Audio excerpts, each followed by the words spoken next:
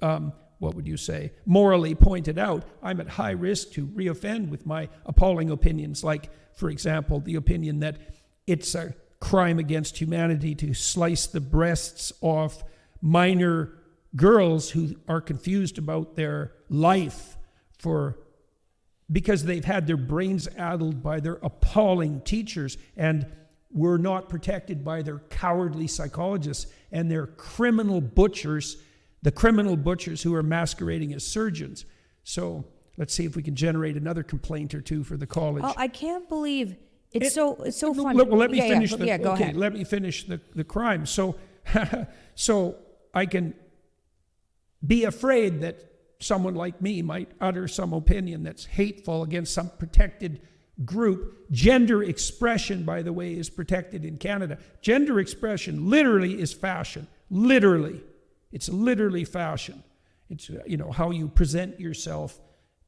It says your hair, your nails, your clothing, that's how you express yourself as a woman when you're a man. Anyways, if you're afraid that someone might commit a hate crime and the judge agrees, then he can fit that person with an electronic surveillance bracelet and basically keep him in his house for a year. No. Yes, absolutely. 100. Read it yourself. Bill C-63. It's in the middle. That's more than that. What?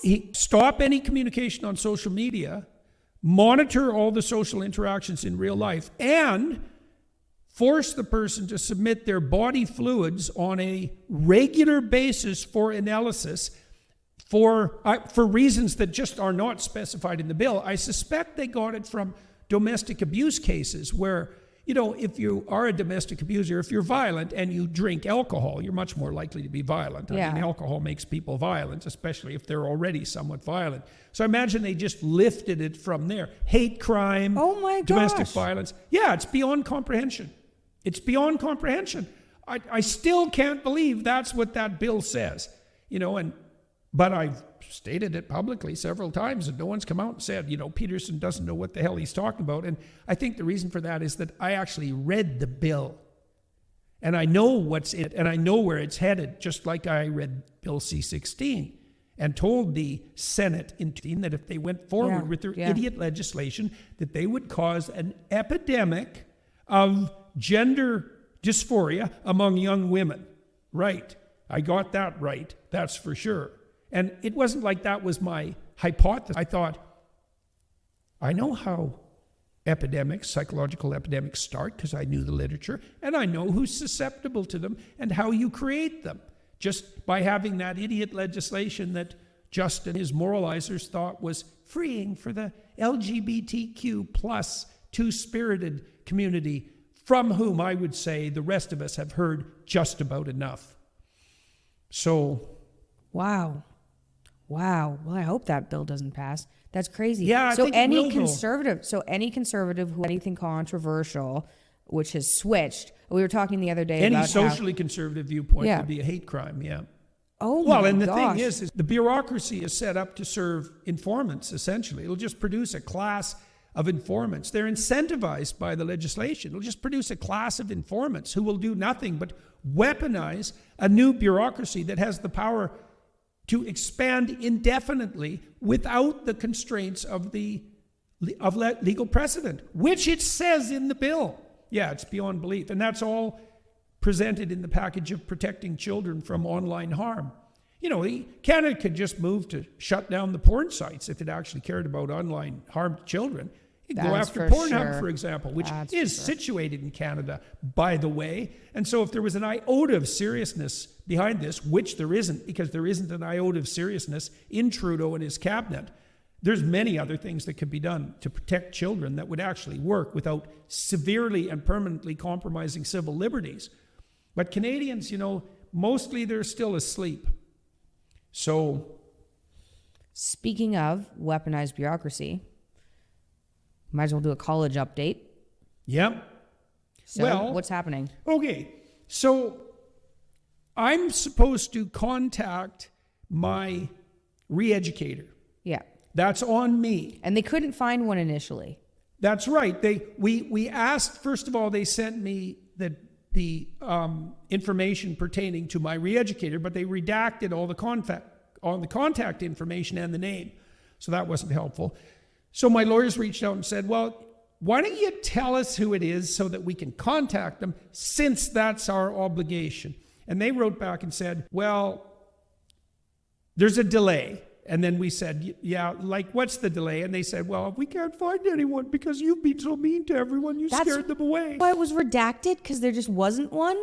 No, I don't know why it was redacted to begin with. Okay. I think it might have been redacted to begin with. I don't know why the hell it was redacted. To protect them from my evil or something. Even Who the though hell knows? you have to contact them. Yes. I bet it's because they couldn't find Okay, so anybody. then they said, okay, well, you can't contact them. So then they found someone who I think is located in the UK. So, and I said, and then they said, you can't contact them. And not only can you not contact them, even though the rule is that I have to contact them, I can't contact them directly. I have to meet them in a law office downtown, some law office that isn't affiliated with the college. So like, what the hell's up with that? Yeah. In a law office, right? And it has to be in person. Now, I knew they were going to do that because they know I tour all the time. And so their goal is to take my license, right? Yeah. They never thought I'd go through with the re-education. They didn't plan that well because they can't think and they can't plan. And so, and they don't think and they don't plan. And so I put them in an awkward position, you might say, by agreeing to their punishment. So anyways, hypothetically, they found someone who has no clinical experience and who's never done anything like this before, by the way, and who I think is just stepping into a pit of snakes because I don't think he knows what is actually going on. So that'll be interesting. Now, they told me I had to do it in person, right? But I can't record it. Now, I think I can record it because I have the right to record it, and one way or another, I'm going to record it.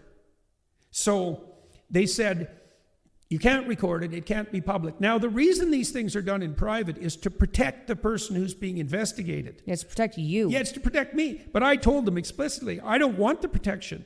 What I want for protection is that every single bloody bit of this be made 100% public. And that is going to happen. That's going to happen.